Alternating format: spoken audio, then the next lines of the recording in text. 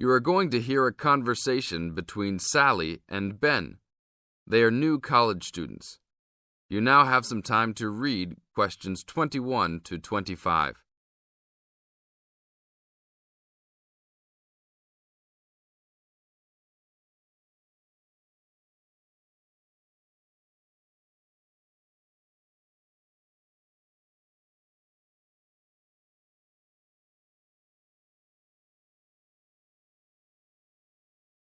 Now, listen to the first part of the conversation and answer questions 21 to 25. Hi, Ben. Sally. How are you? Fine. I wondered if I'd run into you. When did you get here? I only arrived last night, just in time. I prefer to travel on Sundays to miss the working rush. I suppose you arrived in plenty of time. Oh, I've been here for 4 days now, so it must have been Thursday that I arrived. I like to have a good chance to look around and settle in. I should have come earlier too. I'm hoping to get a part-time job. Well, you've no time today, I suppose.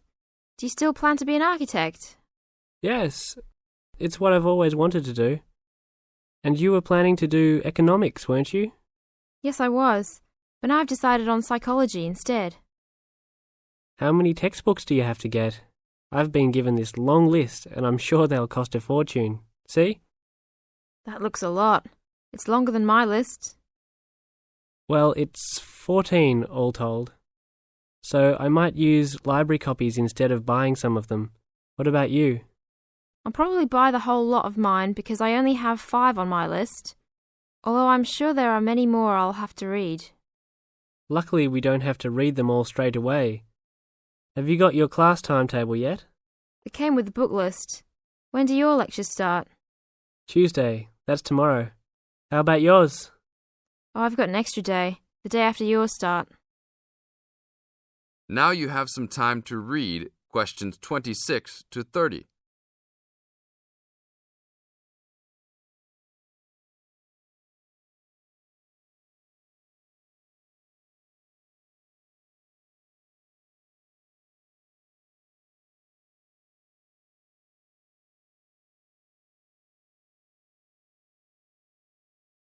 As the conversation continues, they are talking about their new college life. Listen carefully and answer questions 26 to 30. It's nothing like school, is it? Not so far, and the lectures will certainly be different. Do you have any special approach for keeping up with lectures and the amount we have to read? Well, I usually try to read every word in a book, in case I miss something important. So I suppose I'll try to write down every word of the lecture if I can. Oh, I couldn't do that. I'd get cramp in my fingers, and I wouldn't really hear what was being said. I usually skim a book when I read, and underline key parts, so I guess I'll try to make notes on the main points of the lecture. Have you thought of using a cassette recorder? You mean to record the lecture? Yep. Then you could make really good notes. Is it allowed? I think so. It must be. Plenty of people seem to do it.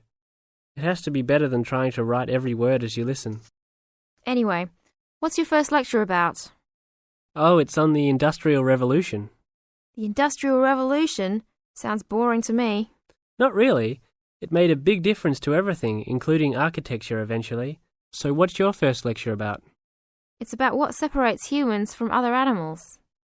Okay. Look, I was on my way to the library to check out some of these books on my list. I have a tutorial paper to give in a couple of weeks. Oh, what's the topic? Well, I think our lecturer must have trouble thinking up topics. The topic is, why study architecture? I don't know. It could give you a chance to set out what you want to do. I guess so. Have you been given any tutorials to do yet? Yes. Mine is called Needs for Sleep. Sounds almost as interesting as mine. This is the end of Section 3. You now have half a minute to check your answers.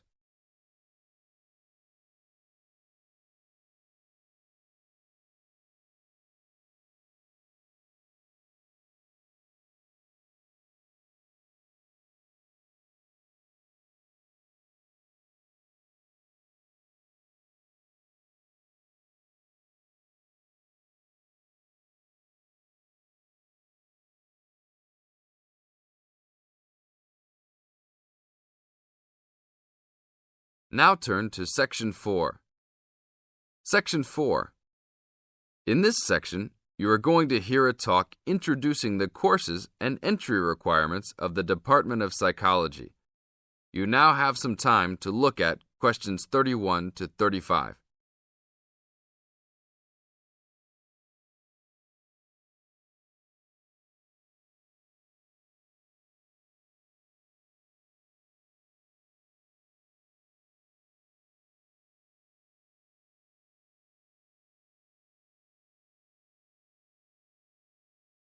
Now listen to the first part of the talk and answer questions 31 to 35.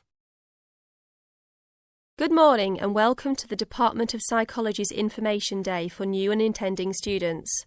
I'm the head of the department and today we plan to give you a clear idea of the main courses we offer, their entry requirements, duration, and the types of jobs you might obtain after gaining these qualifications. During the course of the day, I hope you will take the opportunity to talk to staff and attend information sessions for particular courses that may interest you.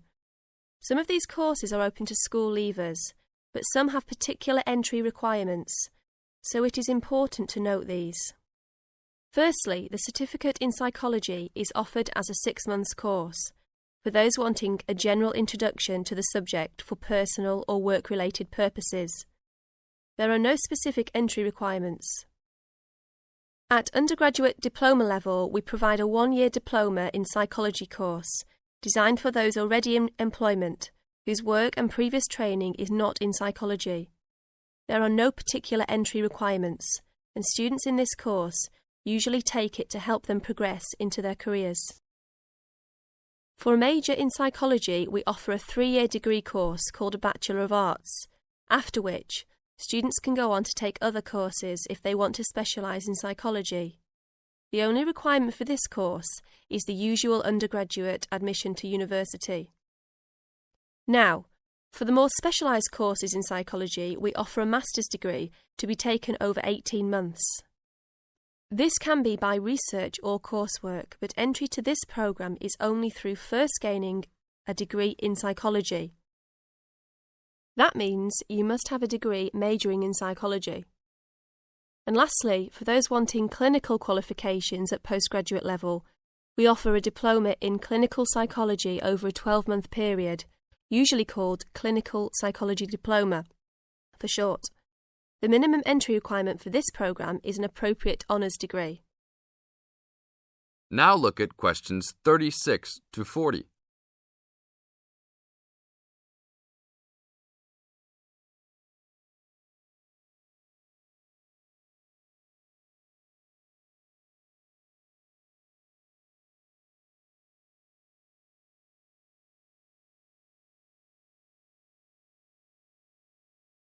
Listen carefully and answer questions 36 to 40.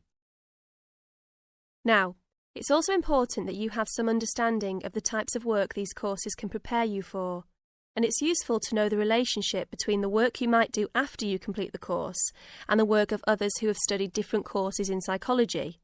As I said before, the Certificate in Psychology is for personal interest or possibly for work-related purposes, but doesn't qualify you in any particular way. Our students in this course can range from women who have stopped work to care for their children and the children have now commenced school, to the support staff in a specialised publishing company. They really vary a lot. The undergraduate diploma usually attracts people working in offices such as banks or in some government departments. If you gain a degree with a major in psychology, again, you are not professionally trained, but this could enable you to undertake further training to obtain professional qualifications, or it might just be part of a first degree that will help you to get a good job that doesn't require particular specialisation at that stage. After completing a master's degree, you would expect to have some specialisation, perhaps in research or on a particular aspect of psychology, such as child development. For those who also have a clinical diploma, there are a wide range of jobs available. Some focus on helping people with personal adjustment or family problems. Others might concentrate more on using psychological tests, or perhaps working in particular institutions, such as those for the mentally ill, or in prisons. There are many other job opportunities, so if you are interested to discuss possibilities with any of the staff today. This is the end of Section 4. You now have half a minute to check